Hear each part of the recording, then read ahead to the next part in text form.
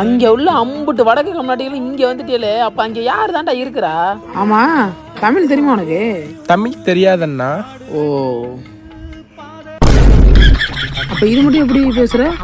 இது மட்டும் தெரியும். ஓ, ஏய், இது மட்டும் எப்படா தெரியும்? கேட்டா மட்டும் பேசுவேன்.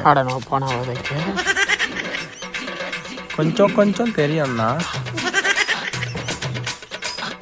ரைட்டு, நீ தமிழ்நாட்டை எடுத்து விடுவாடா. இந்த மாதிரி இடத்துல போன அடிப்பாங்க. இந்த காலத்தில் மிஸ்டு காலம் வர்றாங்க. தும்முரு தானே, மிஸ்டு காலை விட்டு மெசேஜ் வேறு பண்ணியிருக்காங்க. இங்கிலீஷா?